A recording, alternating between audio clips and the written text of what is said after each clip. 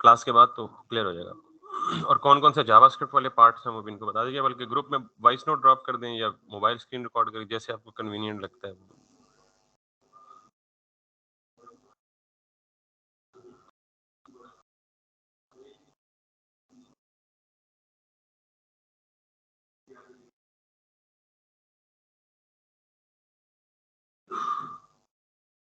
Okay, I think record start हो गई है। हमें वो स्टेटस नहीं आ रहा है, इन्होंने यूआई थोड़ी चेंज कर दी है। लास्ट टाइम हम यहाँ पे थे कि व्हाट वी डिड वाज कि हमने लोकल स्टोरेज में, ऑल्दो कि ये पार्ट जो है ये मैंडेटरी नहीं है, ऑप्शनल है, लेकिन it would be a very good addition. अगर आप जावास्क्रिप्ट में आगे एडवांसमेंट पढ़ेंगे ना, तो ये चीज़ें आपको हेल्प करेंगी कि आपकी ऑलरेडी एक कॉन्सेप्ट बिल्डिंग हो चुकी है। बाकी हमने पहले भी जिक्र किया था कि हम जावास्क्रिप्ट, क्योंकि ये जावास्क्रिप्ट का कोर्स नहीं है, हमने ज़्यादातर कोशिश इसमें क्या करनी है, जावास्क्रिप्ट के जो ग्राफिकल एलिमेंट्स हैं उनको कैसे इंटरेक्ट करना है या उनके साथ कैसे इंटरेक्ट करना है, कैसे बैकग्राउंड या कैसे सीएसएस वगैरह चेंज करनी है जेक्यूरी और जावास्क्रिप्ट के साथ। तो उतना काम हमने यहाँ पे किया है। अच्छा, लास्ट टाइम हमने ये किया था कि हम यहाँ पे कोई भी डेटा एंटर करते हैं और अगर मैं सेव पे क्लिक करता हूँ तो हमें पता है कि हमारी एप्लीकेशन के टैब में ये जो लोकल स्टोरेज है, if I clear everything which is existing, खाली है। अगर हम इसे सेव करते हैं तो ये लोकल स्टोरेज में ये डाटा सारा सेव हो जाता है, ठीक है। लेकिन उसमें प्रॉब्लम ये था, अच्छा लास्ट टाइम हमने ये भी क्लियर कर दिया था, इसमें प्रॉब्लम ये था कि अगर मैं कोई नया डाटा एंटर करूं, लेट सपोज मैं यहाँ पे ये करता हूँ और यहाँ पे भी ये करता हूँ, तो व्हाट रॉन्ग वाज कि हमारा जो एग्जिस्टिंग डाटा है वो रिप्लेस होके नया डाटा जो है वो स्टोर हो जाता है। तो हम उसको भी परसिस्ट करना चाहते हैं, हम चाहते हैं कि जो भी नया डेटा आए वो सारा का सारा क्या हो जाए, एग्जिस्टिंग डाटा को डिस्टर्ब ना करे, उसके साथ अलग से एक नया डाटा भी स्टोर हो जाए। So in order to do that what we have to do was in fact is अपने कोड में जाना है। अच्छा, हमने कहा था कि किसी भी वेरिएबल में एक वक्त में एक डेटा आइटम स्टोर हो सकता है, ठीक। तो हमने क्या किया था, इस पूरे फॉर्म में जितना भी डेटा आइटम ले रहे हैं इन सब का एक ऑब्जेक्ट बनाया था और उस ऑब्जेक्ट को हमने स्ट्रिंगिफाई किया था, क्योंकि लोकल स्टोरेज की लिमिट थी कि वो डेटा को स्ट्रिंग फॉर्मेट में सेव करता है। हमने स्ट्रिंगिफाई करके परमानेंट स्टोरेज में सेव कर दिया, दैट इज ओके, दैट्स। लेकिन चूंकि हमने ऑब्जेक्ट को एक वेरिएबल में सेव किया था, तो वेरिएबल की लिमिटेशन तो वही है, ये एक वक्त में क्या स्टोर करेगा, एक ही डेटा आइटम, और ऑब्जेक्ट एक डेटा आइटम है, यानी एक वक्त में एक ही ऑब्जेक्ट स्टोर हो सकेगा। अब हमने ऐसा कौन सा तरीका पढ़ा है जिसमें हम collection of similar type of data store कर सकते हैं, विच इज एन अरे।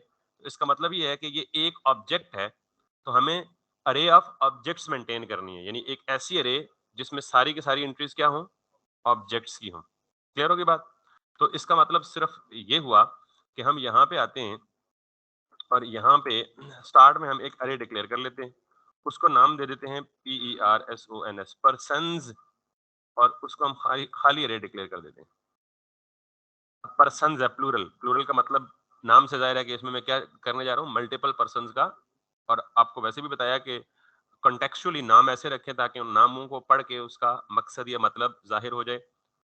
तो इसका मतलब है कि ये एक ऑब्जेक्ट को मुझे डायरेक्ट लोकल स्टोरेज में नहीं भेजना, क्योंकि एक ऑब्जेक्ट को डायरेक्ट लोकल स्टोरेज में भेजूंगा वो तो एक वक्त में एक जाएगा, जब दूसरा आएगा तो पुराना क्या हो जाएगा, ओवरराइट हो जाएगा।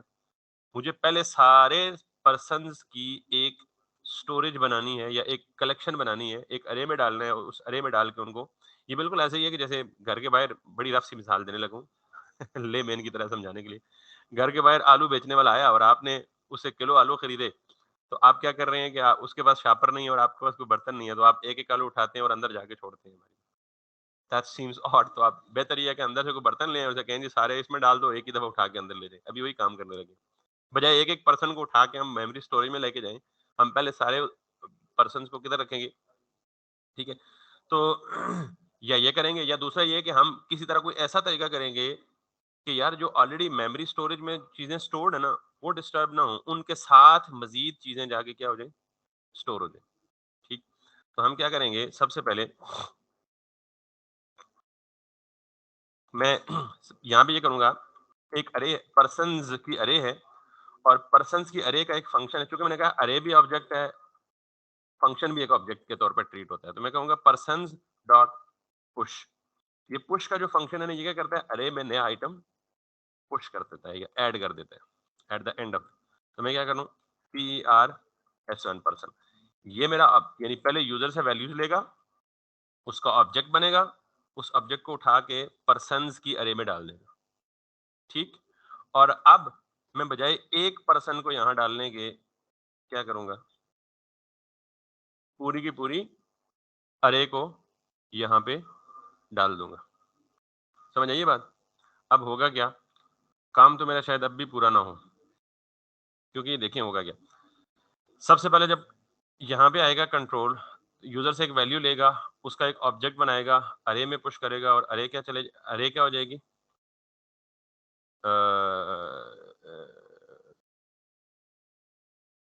कहाँ चली जाएगी, लोकल स्टोरेज में चली जाएगी। Let me do that. एक थोड़ा सा फर्क आपको लगेगा कि यहाँ अब क्या आ रहा है, ऑब्जेक्ट आ रहा है ना, क्या निशानी है, स्टार्टिंग एंड एंडिंग किसके साथ है, करली ब्रैकेट के साथ। करली ब्रैकेट किसकी निशानी है, ऑब्जेक्ट। ऑब्जेक्ट स्ट्रिंगिफाई होके जा रहा है, ठीक है। अब ऑब्जेक्ट स्ट्रिंगिफाई होके नहीं जाएगा, बल्कि अरे स्ट्रिंगिफाई होके जाएगी। लेट्स सी, मैंने ये लिखा, यहाँ पे भी कुछ लिखा, यहाँ पे भी कुछ लिखा, और यहाँ पे भी कुछ लिखा, मैंने सेव किया, तो अब ये देख रहे हैं आप, starting with square bracket, ending eight square bracket, और इसके अंदर ये जीरोथ इंडेक्स पे, अरे में चीजें किस फॉर्म में स्टोर होती हैं, इंडेक्स पे स्टोर होती हैं। जीरोथ इंडेक्स पे क्या पड़ा हुआ है, एक ऑब्जेक्ट पड़ा हुआ है, ठीक। अब अगर मैं यहाँ आऊंगा, दिस दिस दिस दिस, तो आप देख रहे हैं कि अब एक जो एग्जिस्टिंग वाला था उसको उसने नहीं छेड़ा, बल्कि नया वाला भी उसके साथ जाके फर्स्ट इंडेक्स पे स्टोर हो गया, ठीक। अब अगर मैं यहाँ पे आता हूँ, तीसरी एंट्री डालता हूँ, आप रिफ्रेश करें, जो मर्जी करें, इसको कुछ नहीं होने वाला, लेकिन एक प्रॉब्लम होने वाला है फिर भी, यानी एक प्रॉब्लम है, उसका शायद मैं सोल्यूशन ना बताऊं, लेकिन मैं प्रॉब्लम में जरूर बता देता हूँ, क्योंकि मैं सोल्यूशन बताते बताते जावा से मैं काफी आगे आगे ही चलता जाऊंगा।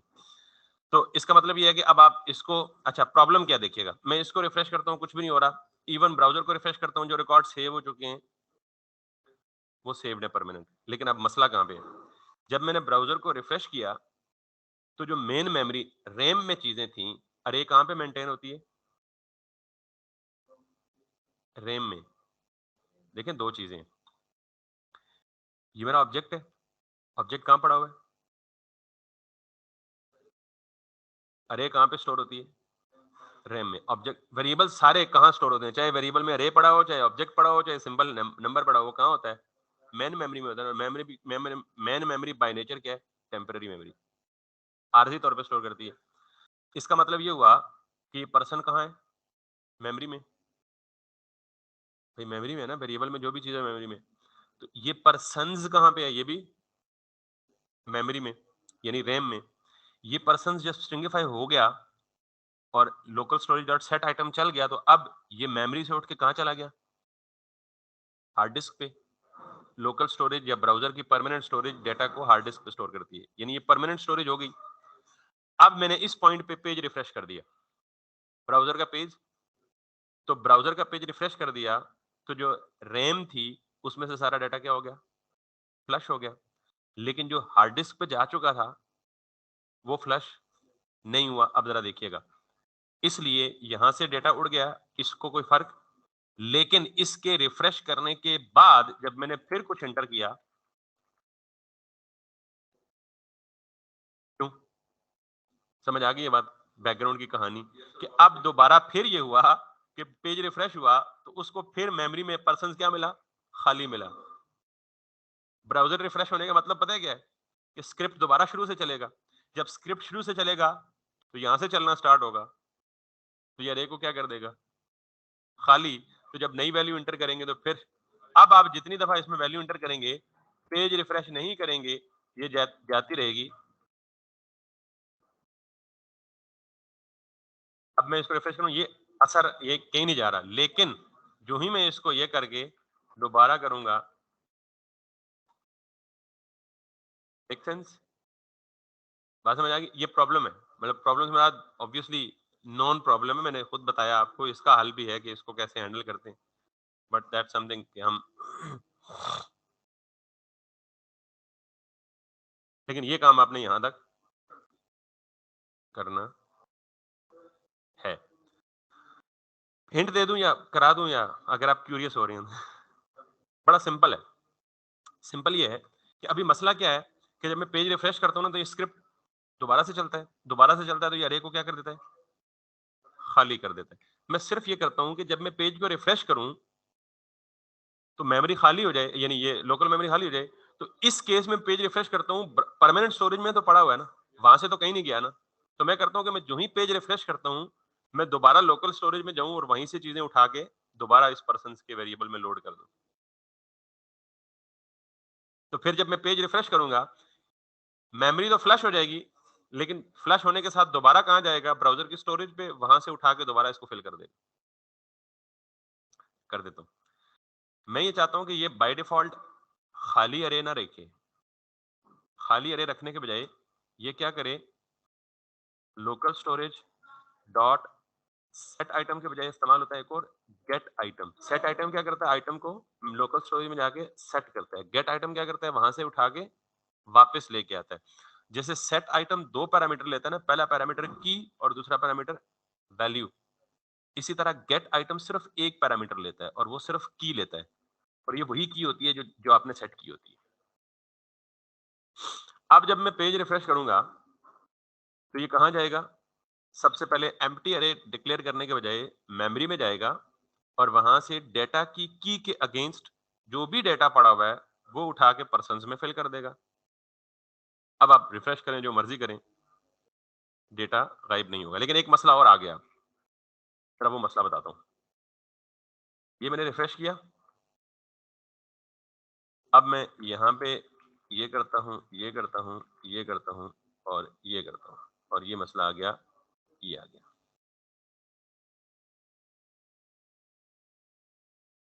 ठीक। अब प्रॉब्लम ये है, सारे मसाइल बताता रहूं साथ साथ, मसला तो नहीं है ना, डाइजेस्ट कर लेंगे ना। मसला ये है कि हमने जब ये डेटा लोकल स्टोरेज में भेजा है, तो लोकल स्टोरेज में डेटा किस फॉर्म में स्टोर होता है, स्ट्रिंग की फॉर्म में स्टोर होता है ना, जेसन स्ट्रिंगिफाई। जब मैं उसे वापस लेके आया हूं, तो वापस क्या लेके आया, स्ट्रिंग लेके आया ना। तो पर्सन्स डॉट पुश अरे पे चलता है, स्ट्रिंग पे नहीं चलता। यानी अब रिटर्न हमारे पास अरे ही हुई है, लेकिन वो अरे क्या हुई हुई है, स्ट्रिंगिफाई हुई हुई है। वो अरे क्या हुई हुई है, बात समझ आ रही है नहीं आ रही? तो अब मैं उसे कह रहा हूँ जी पर्सन्स डॉट पुश करो, कह रहे किस में पुश करूं, मुझे तो स्ट्रिंग मिल रही है, स्ट्रिंग में तो पुश करने का फंक्शन ही नहीं होता। तो इसका मतलब क्या हुआ कि जब हम लोकल स्टोरेज से वापस ला रहे हैं, तो जहां जैसे भेजते वक्त उसे स्ट्रिंग में बदला था, वापस लाते वक्त ओरिजिनल अरे में बदलना है ना दोबारा।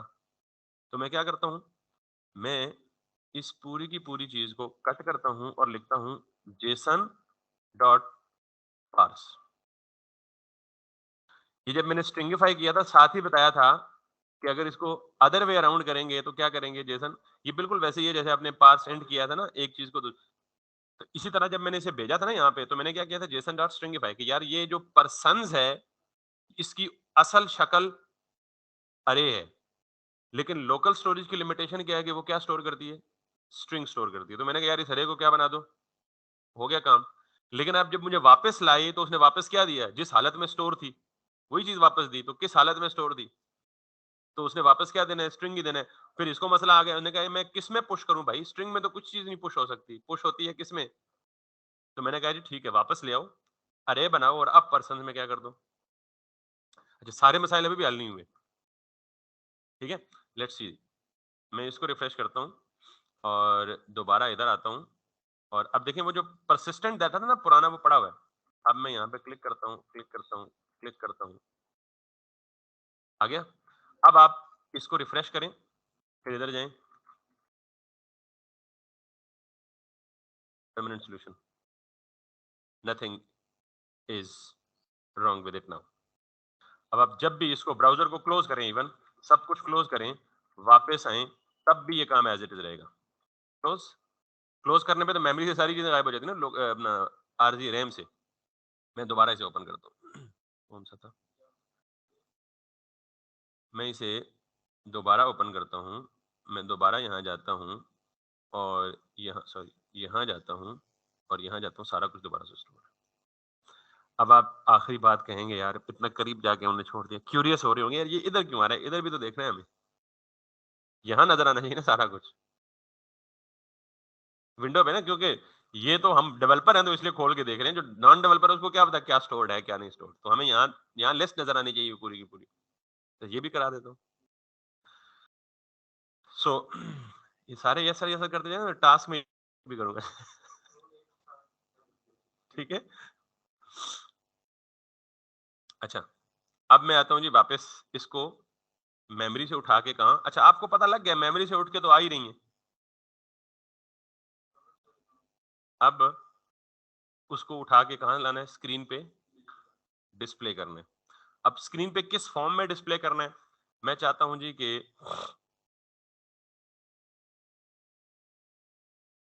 यहाँ एक यूएल है, इस यूएल की आईडी है,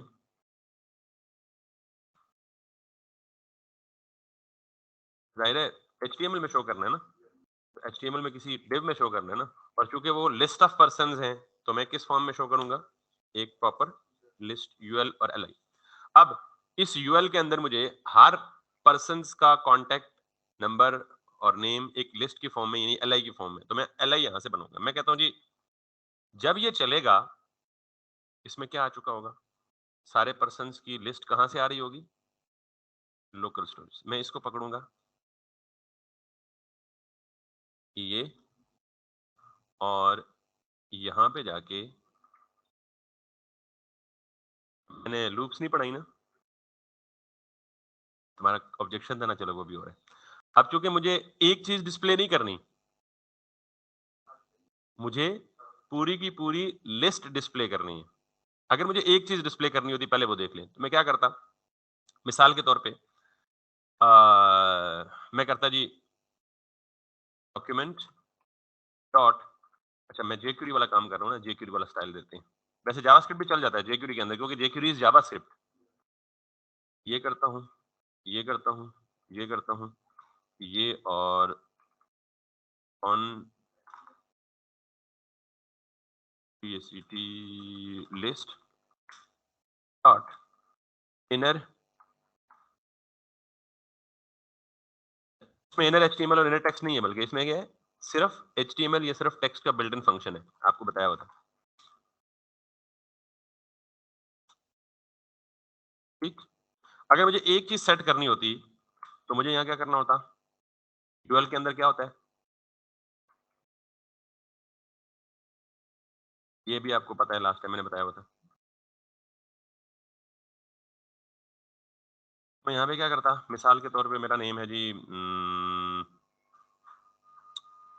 कुछ भी, लेट्स सी,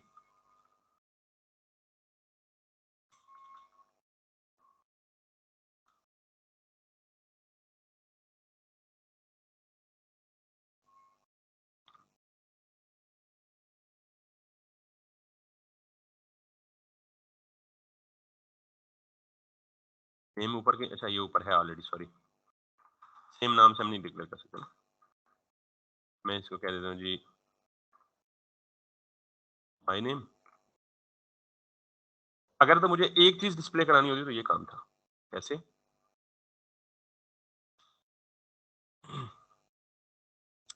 मुझे ये तो नहीं करानी, मुझे तो क्या डिस्प्ले कराना है? यहाँ से ये सारा कुछ उठा के डिस्प्ले कराना है। तो ये सारा कुछ आ तो रहा है ऑलरेडी मेरे पास। जो ही ये एप्लीकेशन रन हो रही है, डॉक्यूमेंट रेडी हो रहा है, तो सबसे पहला काम क्या हो रहा है? लोकल स्टोरेज में जाके वो सारा डेटा उठा के कहाँ रख रहा है? अब पर्सन्स पे मुझे लगानी है लूप। और लूप क्या होता है? आइट्रेशन करने के लिए, यानी आपके एक ये काम हो रहा है मेरा एक इंडिविजुअल के लिए, इसको मैंने किधर लगाना है? लूप के लिए। तो लूप ये होती है, हमारे पास तीन चार तरह की लूप होती हैं। सिंपलेस्ट लूप है हमारे पास फॉर की। जहां भी फॉर आ जाए, तो फॉर का मतलब, इसको हम कहते हैं लूप। और लूप इस्तेमाल होता है जब आप एक या एक से ज्यादा स्टेटमेंट्स को बार बार रिपीटेडली चलाना चाहें, एग्जीक्यूट करना चाहें, तो उसके लिए में क्या इस्तेमाल होता है? लूप। जहां फॉर का कीवर्ड आ जाए, ब्राउज़र समझ जाता है कि यहाँ से क्या स्टार्ट हो रहा है? लूप स्टार्ट हो रहा है। अब लूप ने कहाँ से स्टार्ट होना है और कहाँ तक जाना है? आपको पता है कि अरे का जो पहला इंडेक्स है वो हमेशा कहाँ से स्टार्ट होता है? ठीक, तो मैं यहाँ पे कोई भी वेरिएबल लेता हूँ। मैं चाहता हूँ जी लेट आई इक्वल्स टू 0। चाहता हूँ कि लूप कहाँ से स्टार्ट हो, कहाँ तक जाए, आई लेस देन कहाँ तक जाए। मुझे तो नहीं पता मेरी लोकल स्टोरेज में कितना डेटा पड़ा हुआ है। तो मैं चाहता हूँ कि पर्सन्स जो अरे है, डॉट लेंथ, ये डॉट लेंथ की जो प्रॉपर्टी है ना अरे के ऊपर, ये हमें क्या बताती है? अरे की टोटल लेंथ। कितनी है? अरे की टोटल लेंथ का मतलब क्या है? 1, 2, 3, 4, 5 जितने रिकॉर्ड पड़े होते हैं, ठीक? और फिर ये जो आखिरी आई प्लस प्लस है ना, ये बताता है कि लूप की हर आइटरेशन में, हर चक्कर में 1 का इंक्रीमेंट करो। अंदर आओ, करो क्या हर दफा?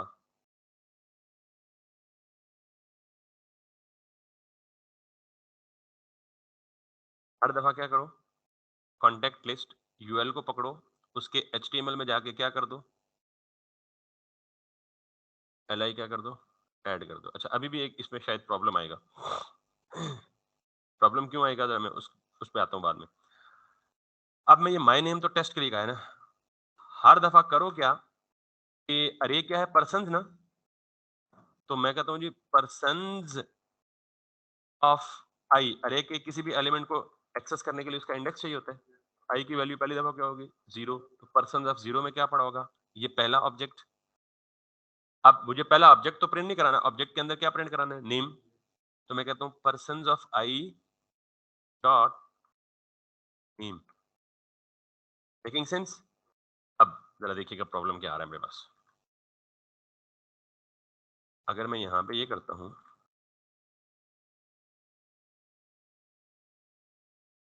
प्रॉब्लम पता है क्या है? प्रॉब्लम पता है क्या आ रहा है? प्रॉब्लम ये आ रहा है कि सबसे आखिर वाला डिस्प्ले हो रहा है।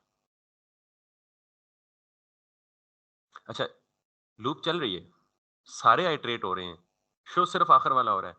क्यों? क्योंकि जब पहली इटरेशन चल रही है ना, तो ये पहला नेम पिक कर रहा है। जब दूसरी इटरेशन चल रही है ना, तो ये दूसरा नाम पिक कर रहा है। चूंकि शो करने के लिए एक ही लाइन है, तो जो दूसरा वाला जब आता है तो पहले वाले को क्या कर देता है? तीसरा वाला जब आता है तो दूसरे वाले को क्या करता है? चौथा वाला जब आता है तो तीसरे वाले को क्या करता है? पांचवा जब आता है तो इसीलिए सबसे एंड पे शो होगा हमेशा। ये बात समझ आ गई? अब शो कराने ना, ये प्रॉब्लम बता रहा हूँ। अगर मैं ये प्रॉब्लम ना बताऊं, मैं तो सीधा स्ट्रेट में वन अटेम्प्ट में कर लूंगा, आप फिर खपेंगे। इसलिए प्रॉब्लम्स बता रहा हूँ, फिर उसका सोल्यूशन बता रहा हूँ। समझ आ गया?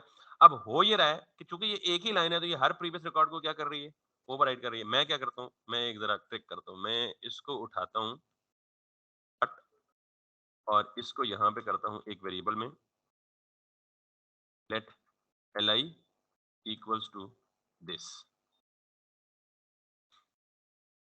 अब सिर्फ एक काम करूंगा, यहाँ पे लगा दूंगा बस। ठीक। अच्छा, प्लस क्यों?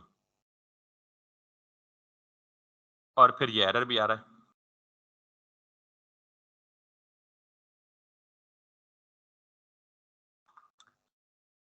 ये जो पूरी की पूरी चीज है ना, इसको अगर मैं डबल कोट्स में बदल दूं,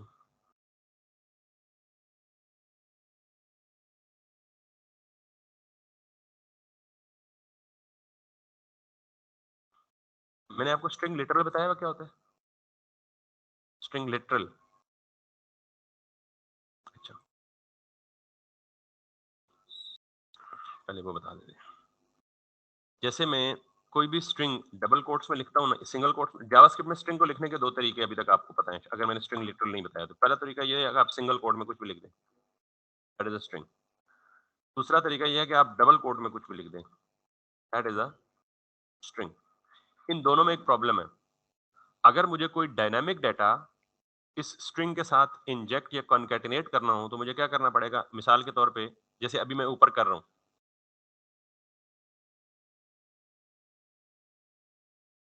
यहां से यहां तक स्ट्रिंग है, और बीच में चूंकि मुझे डायनामिक डाटा प्रिंट करना था, तो मुझे क्या करना पड़ा? स्ट्रिंग के साथ कॉन्केटिनेट करके डायनामिक डाटा, फिर कॉन्केटिनेट करके फिर एंड में स्ट्रिंग। ये ये तरीका ठीक है, लेकिन ये थोड़ा सा ट्रिकी है, लंबा भी है। मैं स्ट्रिंग को लिखने का तीसरा तरीका बैक टिक है। ये टैब की के ऊपर एक की होती है जिसको हम क्या बोलते हैं? बैक टिक। इसका फायदा ये है कि आप स्ट्रिंग लिखें और जहां डायनामिक डाटा हो आप डॉलर साइन लिखें और करली ब्रैकेट लिखें, यहाँ पे आप वेरिएबल का नाम लिख दें, आपको कहीं प्लस प्लस की जरूरत नहीं पड़ेगी। क्लियर हो ये बात? इसको हम बोलते हैं स्ट्रिंग लिटरल। क्लियर? अच्छा, अब मैं यहाँ से वापस आता हूँ और इस चीज को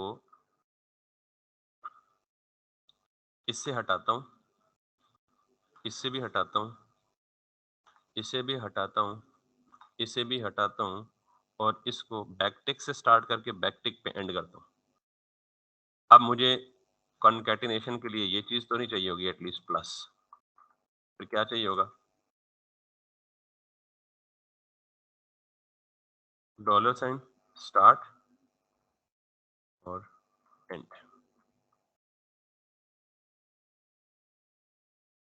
ठीक होगी बात? बेसिकली मैं इसके लिए रूम बना रहा हूँ। अच्छा जी, एक्सपेक्टेड दिस ये कहाँ पे कर रहा है?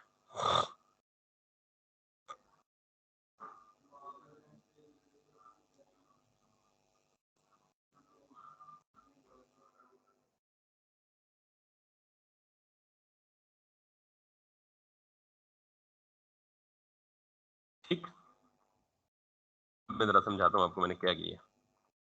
स्ट्रिंग लिटरल समझ आ गया ना आपको?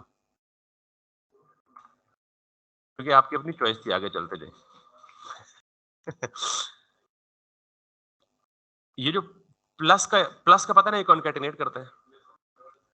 सिर्फ इस लाइन का मतलब ये अगर मैं प्लस को हटा दूं इसका मतलब ये है कि ये वाली सारी चीज एल के वेरिएबल में असाइन कर दो। ठीक, इसका मतलब ये है कि ये वाली सारी चीज इस एल में क्या कर दो, असाइन कर दो। अगर एल में ऑलरेडी कुछ पड़ा हुआ है तो उसके साथ कॉन्कैटिनेट ऐड नहीं कर दो। क्या कर दो?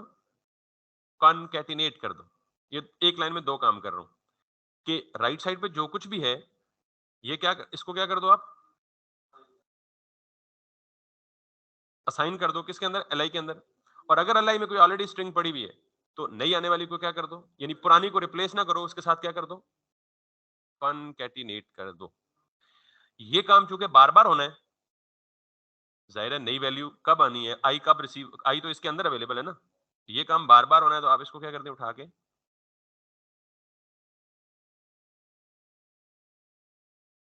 ये कर दो। समझ आई बात? अब मैं वो यूएल वाला पोर्शन हटा दिया जो मैंने कॉन्टेक्ट लिस्ट वाला किया, क्यों हटाया जरा देखिएगा। अब सिर्फ ये इतनी बात समझें कि मैं कह रहा हूं यार जब भी लूप चले, लूप में पहली आइटरेशन में पर्सन्स का नेम निकालो। पहले पर्सन्स का नेम, पहले पर्सन का नाम का मतलब इस ऑब्जेक्ट का ये वाला नाम, ये किस में डाल दो। और सिर्फ ये नहीं, पूरा एल बना के इसमें डाल दो।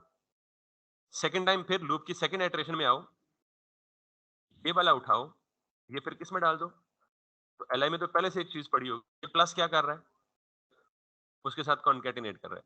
तो जितने दफा ये लूप चलेगी उतनी दफा नई स्ट्रिंग बनेगी, उतनी दफा कॉन्केटिनेशन होगी, तो एल एक अरे बन गई है, यूं समझिए। अब मैं कह रहा हूं जी कि इसके बाहर आओ और यहां पे वही काम करो।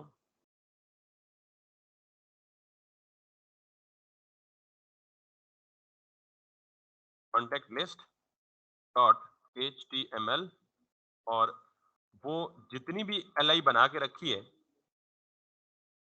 वो सारी की सारी इस यूएल में डाल दो। समझ आई बात? अब वापस आई और यहाँ पे कितने, एक दो तीन चार पाँच छः, लेट्स सी, और ये सातवां हो जाएगा। Nothing happened, that should have happened something. हमारा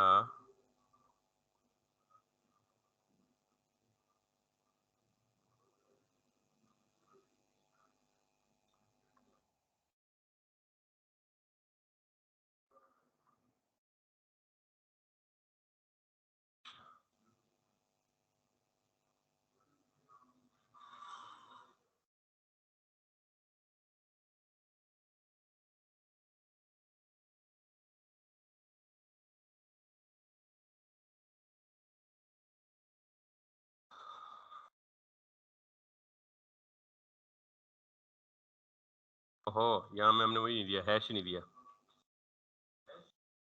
ये कॉन्टेक्ट लिस्ट आईडी है ना, इसको गेट करने के लिए हमें यहाँ आईडी नहीं देनी।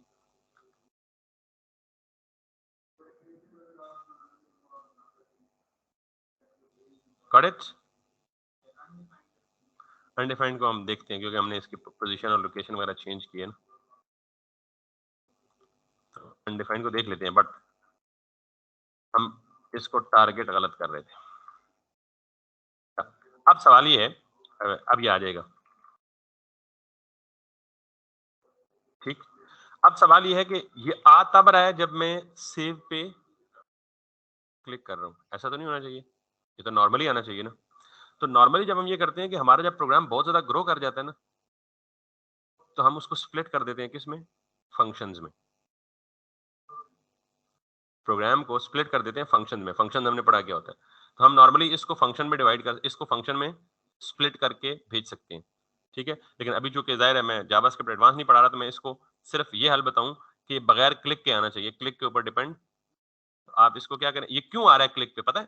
क्योंकि मैंने इस सारे को किधर रखा है, ऑन क्लिक के अंदर, कि जब ये क्लिक होगा तभी ये वाली चीज चलेगी। तो मैं ये नहीं चाह रहा, मैं इस सारे को उठाता हूँ, क्योंकि ये वो वाला पोर्शन है जो क्या करता है, लोकल स्टोरेज से आइटम उठा के स्क्रीन पे डिस्प्ले करता है। तो मैं इसको कट करता हूँ, तो लोकल स्टोरेज से चीजें उठा कब रहा है, उसके लिए तो क्लिक पे डिपेंड नहीं कर रहा। वो तो जो ही डॉक्यूमेंट रेडी हो रहा है तो ये लोकल स्टोरेज में जा रहा है, चीजें उठा रहा है। मैं कह रहा हूँ यार, जब उठा ली है तो फौरन ही डिस्प्ले कर दो। समझ आई बात? अब आप कह रहे हैं जी कि अनडिफाइंड क्यों आ रहा है, तो देखिए मैं रिफ्रेश भी कर रहा हूँ, still it is not going anywhere. अब ये अनडिफाइंड क्यों आ रहा है, मुझे भी नहीं पता क्यों आ रहा है, बाय द वे। नहीं, डायरेक्ट क्लिक पे नहीं होगा, नहीं डायरेक्ट होगा। उसकी भी एक वजह है, उसके लिए भी हम एक और काम कर सकते हैं। उसकी वजह ये है, ये सारी चीजें कहाँ से आ रही हैं, लोकल स्टोरेज से आ रही हैं, और यहाँ पे डिस्प्ले हो रही हैं। अब जब मेरा कोड चला, डॉक्यूमेंट रेडी हुआ, आपने ना इसको देखना है, उधर नहीं देखना क्या हो रहा है क्या नहीं हो रहा। आपको पहले से ही पता लग जाएगा कोड के एग्जीक्यूट होने के क्या होगा, रीड कैसे करना है। जब ये डॉक्यूमेंट रेडी होगा तो ये कहाँ जाएगा, सबसे पहले लोकल स्टोरेज में, वहां से उठा के स्क्रीन पे सारा कुछ क्या कर देगा, डिस्प्ले कर देगा। अब यूजर ने दोबारा फॉर्म पे कुछ एंटर किया, जब सेव के बटन पे क्लिक किया, तो क्लिक करने पे क्या होगा, सारे ऑब्जेक्ट बनेगा, लोकल स्टोरेज में जाएगा और ये खाली हो जाएगा। क्लिक पे दोबारा कोई इंस्ट्रक्शन नहीं है कि लोकल स्टोरेज पे जाके इस नए आइटम को भी उठा के लाओ वापस। पेज रिफ्रेश होगा तब आएगा। इसका हल भी है, बताता हूँ। पूछते जाए, 3:36 कितने बजे मेरी क्लास? 3:30 बजे जाती है ना। इसका हल भी बताता हूँ। इसका हल ये है कि जो ये काम है ना, लोकल स्टोरेज में जाना और रिकॉर्ड उठा के डिस्प्ले करना, इसको आप अलग से फंक्शन में डाल दें। गेट रिकॉर्ड्स, अपना user defined function. Get records क्या करेगा, जब भी ये कॉल होगा, ये हर दफा लोकल स्टोरेज में जाएगा, लोकल स्टोरेज से कुछ उठा के लाएगा और स्क्रीन पे क्या कर देगा, डिस्प्ले कर देगा। ये कब कब कॉल होना चाहिए, अब आप वाला मसला भी हल हो जाएगा। इसको मैं यहाँ से कॉपी करता हूँ, ये वही साहब हो गया ना, कि जो ही डॉक्यूमेंट रेडी हो सबसे पहले ये फंक्शन कॉल करे। ये फंक्शन कॉल करेगा तो इसमें जाके डिस्प्ले कर देगा। दोबारा ये फंक्शन कब कॉल हो, जब नया आइटम यूजर से ले, सेव कर दे, सेव करने के बाद टेक्स्ट क्लियर कर ले, दोबारा ये फंक्शन कॉल कर दे। फंक्शंस का कॉन्सेप्ट समझ आ गया, रीयूजेबिलिटी। बजाय इसके कि मैं वही कॉपी कोड कॉपी पेस्ट ऊपर नीचे कर लेता, नंबर ऑफ लाइंस ही बढ़ जाती ना, हो सकता है मुझे 6 दफा ये चीज जरूरत पड़े। अब वही काम होगा बगैर रिफ्रेश के जो आप चाह रहे हैं। Let's have a look at that. अब मैं डालता हूँ जी,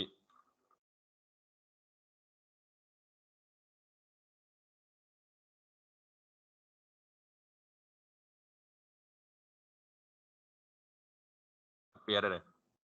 आपने इस चीज पे भी नजर रखनी है, पर्सन्स इज नॉट डिफाइंड। अब क्या मसला है, अब मसला ये है कि जब मैंने सेव किया ना बटन पे क्लिक, तो उसने persons is not defined error दिया, यहां पे एरर दिया।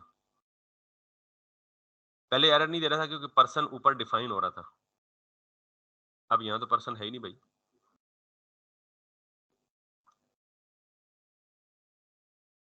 क्या करे,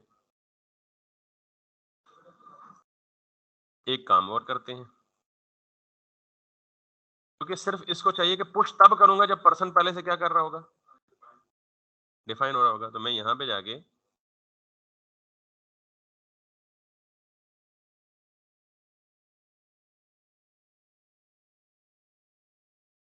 वैसे इसकी ना एक से ज्यादा काफी सारी अप्रोचेस हैं। मैं सिंपल अब क्या कर रहा है, अब एप्लीकेशन में वही पुराने काम, पुरानी हरकतें शुरू कर दी हैं उसने। ठीक है, इसका भी हल है। भाई इसका क्या हल है, ये जो काम है ना, इसको उठाएं। डॉक्यूमेंट रेडी, वैसे मैंने गलती कर दी, डॉक्यूमेंट रेडी से बाहर नहीं करना चाहिए था इसको। ठीक है, और इसको उठाएं। अब मैं इसका हल आई मीन काश के मैं बता सकता सारा कुछ, लेकिन ज़ाहिर है चूँकि बहुत सारी चीज़ें जो ऐसी हैं जो that persons that's pretty much. अब ये काम ठीक होना चाहिए। ठीक है,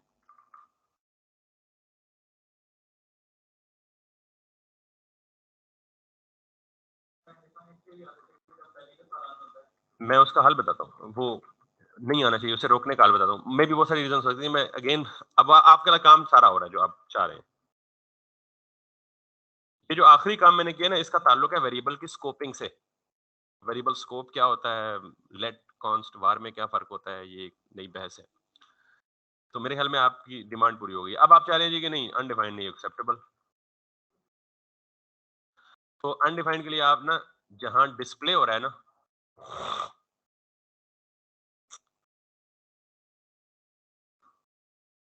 ये वो चीज़ है जो डिस्प्ले कर रही है।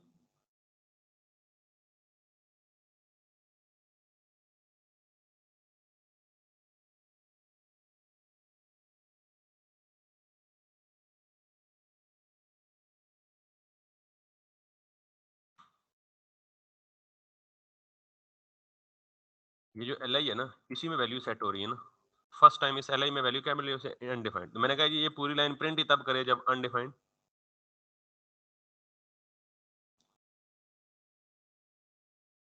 दोबारा से पूरी एप्लीकेशन को टेस्ट करते हैं। अच्छा, अब एक और मसला आ सकता है। अच्छा, सॉफ्टवेयर डेवलपमेंट में यही काम है।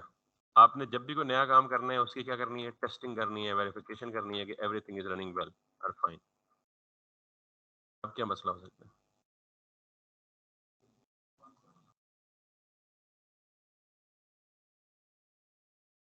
अब कह रहे हैं, you can not read the properties of null reading length. अब मसला क्या है, लेंथ आप स्ट्रेट अवे देख लें कहाँ मसला दे रहा है आपको, यहाँ मसला दे रहा है।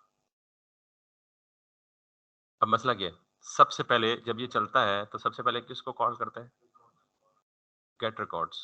गेट रिकॉर्ड्स पे यहाँ आता है, यहाँ आता है, वो कह रहा है जी कि आप लोकल स्टोरेज में जो कुछ भी पड़ा हुआ है उसको उठा के ले आओ। लोकल स्टोरेज में तो कुछ नहीं पड़ा हुआ। अब जब उसको उठा के नहीं लाएगा, ये क्या रहेगा, खाली। इसमें क्या आएगा, नथिंग। ये लेंथ किसकी फाइंड करेगा भाई। ठीक है, आखिरी हल भी बता दूं, इसलिए आपसे बार बार पूछ रहा हूँ, जारी रखूं कि जहां आप रज गए मुझे बताइएगा। मैं कहता हूं भाई कि लोकल स्टोरेज में जाओ और लोकल स्टोरेज से क्या गेट करो, गेट आइटम्स गेट करो। अगर गेट आइटम मिल जाए तो गेट करो, ना मिले तो क्या करो। ऐसा भी तो हो सकता है ना, नहीं है तो ऐसा अभी हमारे केस में नहीं है। कंडीशनल ऑपरेटर पता है आपको, टर्नरी ऑपरेटर, क्वेश्चन मार्क, नहीं पता। चले, मैं इसको ना थोड़ा सा ब्रेक कर देता हूं। मैं कहता हूं जी कि यस, आया मैंने। अच्छा चले, ठीक है ठीक है, मैं ये करता हूं। मैं कहता हूं जी कि इफ, अगर गेट आइटम में कुछ उसे मिले तो फिर क्या करे, और अगर ना मिले फिर क्या करे। अगर मिले तो पर्सन्स में क्या कर दो, गेट करके पार्स करके पर्सन्स में डाल दो। और अगर ना मिले तो फिर पर्सन्स में अनडिफाइंड न रखो, एम्प्टी अरे दे दो। अब जब एम्प्टी अरे आएगी तो पर्सन्स डॉट लेंथ उसे जीरो मिलेगा, तो लूप एक दफा भी नहीं चलेगी, एरर तो नहीं देगा ना कम से कम। अब मैंने क्या किया जी कि लोकल स्टोरेज में जाओ, गेट आइटम करो, इस की से एक डेटा, यानी ये डेटा नाम की को ढूंढो। अगर मिल जाए तो उसको पार्स करके पर्सन में असाइन कर दो, और अगर ना मिले तो पर्सन में खाली अरे डाल दो। यानी नहीं मिली भाई।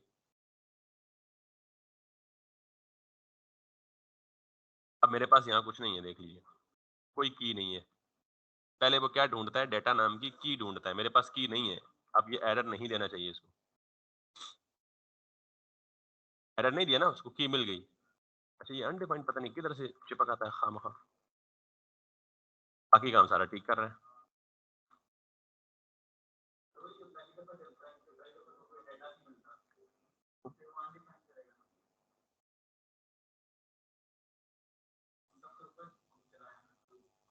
नहीं लूप तो यहाँ चला रहे हैं ना। कॉल बेशक ऊपर करें, चलेगा तो कॉल के केस में तो यही आएगा ना। यहाँ आएगा गेट रिकॉर्ड्स में, इसको पर्सन्स की पहली आई इक्वल्स टू 0, इसका मतलब ये वाली इफ हमने अननेसेसरी लगाई है। मैं एक्सपेक्ट कर रहा था कि यहीं पे मसला है, लेकिन यहाँ पे मसला नहीं है, ये और मसला है। खैर उस मसले को देख लेंगे, अभी हम we are running short of time. ये बेसिक सिनेरियो है। इसको मैं कल कंटिन्यू करूंगा, आज आखिरी क्लास थी मेरे एंड पे, लेकिन वो चूंकि मीडिया क्यूरी रह गया तो ये तो हमने वैसे ही टूल दे दिया इसको आपकी ख्वाहिशात के ऊपर। देना नहीं था इसको, लेकिन चले अच्छा हुआ एक कंप्लीट एप्लीकेशन बन गई और आपको पता भी लग गया कि JavaScript is a very strong language, we can do a lot in it. सिर्फ हमें किस चीज की जरूरत है, we need to be conceptually well. और मैंने आपको देखा कोई इतना स्पेशल कहानी नहीं कर, सिर्फ फ्लो को देखता गया, जहां जहां एरर आता गया उस एरर को रिजॉल्व करता गया और काम हो गया। तो दैट्स प्रीटी मच इट। अच्छा ये अभी तक हमने सिर्फ नाम दिए हैं, हमारे पास पूरे ऑब्जेक्ट की इन्फॉर्मेशन पड़ी हुई है। तो कल हम कोशिश करेंगे कि कॉन्टैक्ट और ईमेल प्रॉपर कार्ड बना के इस एप्लीकेशन को भी पूरा करें और मीडिया क्यूरी को भी पूरा कर लें, ताकि आप जब किसी को प्रेजेंट करें, कोई डिमांड करें, करें तो पता चले यार कुछ कुछ ना कुछ तो किया भी है आपने, ठीक है। So that's pretty much for today and thank you very much.